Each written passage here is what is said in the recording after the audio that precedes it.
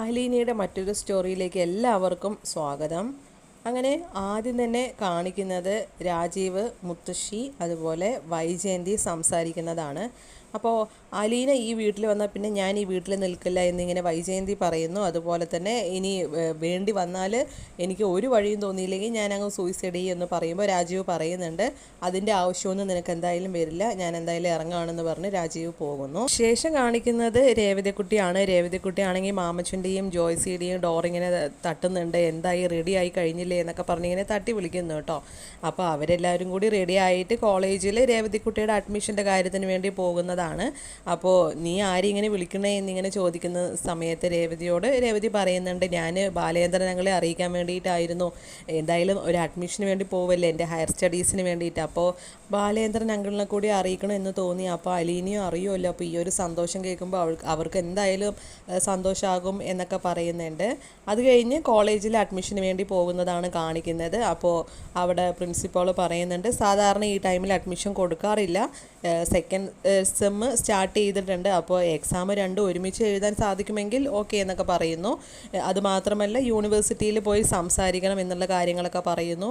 അപ്പോൾ ഇതിൽ ബ്രിജിത്ത് എന്നാണല്ലോ ലോക്കൽ ഗാർഡിയൻ്റെ പേരെന്ന് പ്രിൻസിപ്പൾ ചോദിക്കുമ്പോൾ മാമച്ചൻ പറയുന്നുണ്ട്, ഇപ്പോൾ മോളുടെ ലോക്കൽ ഗാർഡിയൻ ഞങ്ങളാണ് എന്ന് പറയുമ്പോൾ അപ്പോൾ ആ പേപ്പറും കാര്യങ്ങളൊക്കെ റെഡിയാക്കിയിട്ട് നമുക്കെല്ലാം ഓക്കെ ആക്കണം എന്നൊക്കെ പറഞ്ഞ് അഡ്മിഷൻ ഓക്കെ ആക്കുകയാണ് ചെയ്യുന്നത്. അപ്പോൾ അവർ ഭയങ്കര സന്തോഷത്തിലാണ്. പിന്നീട് കാണിക്കുന്നത് അലീനയെ കൂട്ടിക്കൊണ്ട് ബാലേന്ദ്രൻ വരുന്നതാണ്. കൃഷ്ണമോളും ഉണ്ട് കേട്ടോ കൂടെ. അപ്പോൾ അവരിങ്ങനെ കാറിൽ വന്നിങ്ങനെ ഇറങ്ങിയ സമയത്ത് ബബിത അവിടെ നിൽക്കുന്നുണ്ട്. അപ്പോൾ ബബിത അലീന വരുന്നത് കണ്ട ഉടനെ തന്നെ അകത്ത് ചെന്നിട്ട് വൈജയന്തിയോട് കാര്യം പറയാണ്, അച്ഛൻ വന്നിട്ടുണ്ട്, കൂടെ അവളും ഉണ്ട്, അലീനയുണ്ട് എന്നിങ്ങനെ പറയുന്നുണ്ട്. അലീനയും കൂട്ടിക്കൊണ്ടാണ് വരുന്നതെന്ന് പറയുമ്പോൾ വൈജയന്തിക്ക് ഭയങ്കരമായിട്ട് ദേഷ്യം വരുന്നുണ്ട്. അപ്പോൾ ബബിത പറയുന്നുണ്ട്, അമ്മ ഇനിയിപ്പോൾ പ്രശ്നമൊന്നും ഉണ്ടാക്കാൻ നിൽക്കണ്ട, ഒരു വഴക്കിനും പോകണ്ട എന്ന് പറയുന്നു. ശേഷം കാണിക്കുന്നത് കാറിൽ നിന്ന് അലീനയും കൃഷ്ണമോളും ബാഗൊക്കെ എടുക്കുന്നതാണ്.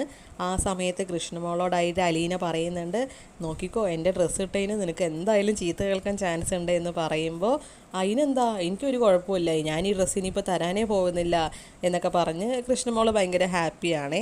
ശേഷം ബാലേന്ദ്രൻ ഭയങ്കര ദേഷ്യത്തിൽ വൈജയന്തിയുടെ അടുത്തേക്ക് ചെല്ലുന്നുണ്ട്.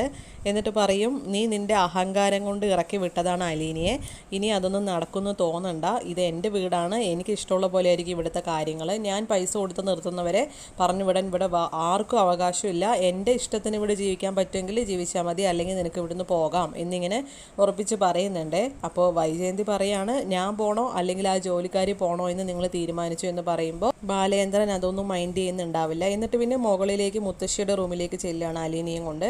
അപ്പോൾ ഇവരെ കാണുമ്പോൾ മുത്തശ്ശി ഒന്ന് ഞെട്ടുന്നുണ്ട്, ബാലേന്ദ്രനെ കാണുമ്പോൾ ചിരിക്കുന്നുണ്ട്, അലീനയെ കൂടെ കാണുമ്പോൾ ആ ചിരി മായാണ് കേട്ടോ മുത്തശ്ശിയുടെ. എന്നിട്ട് പിന്നെ ബാലേന്ദ്രൻ മുത്തശ്ശിയോട് അമ്മയോട് ചെന്ന് പറയുന്നുണ്ട്, ഇത് ബാലേന്ദ്രൻ്റെ വീടാണെന്ന് അറിയാലോ, ഇത് കൈതക്കൽ മാളിക വീടല്ല, എല്ലാം അറിയാലോ, എന്തായാലും ഇവിടുന്ന് അലീനയെ പറഞ്ഞു വിടാൻ നിങ്ങളും കൂടെ കൂട്ടത്തിൽ നിന്നല്ലോ എന്ന് പറയുമ്പോൾ മുത്തശ്ശി പറയുന്നുണ്ട്, ഞാൻ ഈ ബെഡിൽ കിടന്നിട്ട് ഞാൻ എന്ത് ചെയ്യാനേ മോനെ, ഞാൻ ഇതിലൊന്നും ഇടപെട്ടിട്ടില്ലല്ലോ എന്ന് പറയുമ്പോൾ ഈ ഒരു കാര്യത്തിന് വേണ്ടി വൈജയന്തിയുടെ കൂടെ പിന്തുണ പ്രഖ്യാപിച്ച എല്ലാവരും പങ്കാളികൾ തന്നെയാണെന്ന് ബാലേന്ദ്രൻ മുഖത്ത് നോക്കി പറയാണ് മുത്തശ്ശിയുടെ. ഞാൻ പുറകെ പോയി വിളിച്ചു കൊണ്ട് വന്നതാണ് അലീന എന്ന് പറയുമ്പോൾ മുത്തശ്ശി പറയുന്നുണ്ട്, അത് ഏതായാലും നന്നായി എന്ന് പറയുകയാണ്. എന്നിട്ട് പിന്നെ കുറേ കാര്യങ്ങൾ ബാലേന്ദ്രൻ ദേഷ്യത്തോടെ മുത്തശ്ശിയോട് സംസാരിക്കുന്നുണ്ട്. മകൻ്റെ കൂടെയുള്ള അവിടുത്തെ ജീവിതം കണ്ട് സങ്കടം വന്നിട്ടാണ് ഇങ്ങോട്ട് കൊണ്ടുവന്നത്, ഇവിടെ ഞാൻ എന്തിനെങ്കിലും കുറവ് വരുത്തിയിട്ടുണ്ടോ, എല്ലാ കാര്യങ്ങളും നല്ല ഭംഗിയായിട്ടല്ലേ നടത്തിയത് എന്നൊക്കെ പറഞ്ഞ് മുത്തശ്ശിയോട് ഇങ്ങനെ ചോദിക്കുന്നുണ്ട് കേട്ടോ, അതായത് വൈജയന്തിയുടെ അമ്മയോട്. അപ്പോൾ മുത്തശ്ശിയാണെങ്കിലും അതിന് ഞാൻ അങ്ങനെ എനിക്കിവിടെ കുഴപ്പമുണ്ടെന്ന് പറഞ്ഞില്ലല്ലോ മോനെ, അവിടെ ആയിരുന്നപ്പോഴും നീ വരുമ്പോൾ നിനക്ക് ഞാൻ എത്ര വെച്ച് വിളമ്പി തന്നിട്ടുള്ള എന്ന് പറഞ്ഞ് മുത്തശ്ശിയുടെ വകയും പറയുന്നുണ്ട്. അപ്പോൾ അവർ തമ്മിൽ അങ്ങനെ കുറച്ച് സംസാരം കാര്യങ്ങളൊക്കെ ഉണ്ടാവുന്നു. ശേഷം ബാലേന്ദ്രൻ അലീനെ ചേർത്ത് നിർത്തി പറയാണ്, ഇവിടുത്തെ വേലക്കാരിയല്ല, ബാലേന്ദ്ര മേനോൻ്റെ മകളാ, ഇവളെ ഞാനങ്ങ് ദത്തെടുത്തു, ഇനി അങ്ങനെ കാണാവൂ മോളായിട്ട് എന്ന് പറയൂ കേട്ടോ.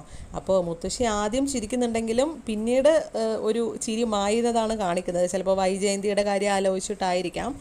അതിനുശേഷം ബാലേന്ദ്രൻ പിന്നെ താഴേക്ക് വരികയാണ്. എന്നിട്ട് പിന്നെ അവിടെ ബബിതേനെയും വിളിക്കുന്നുണ്ട്, രോഹിത്തിനെയൊക്കെ വിളിക്കുന്നുണ്ട്.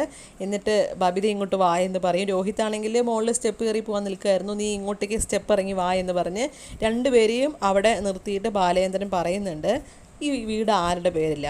ഈ വീടിൻ്റെ കുടുംബനാഥൻ ആരാ? എല്ലാം നോക്കി നടത്തുന്നത് ആരാ? നിങ്ങൾക്ക് ഫീസ് തരുന്നത് ആരാ? ചിലവിന് തരുന്നത് ആരാ?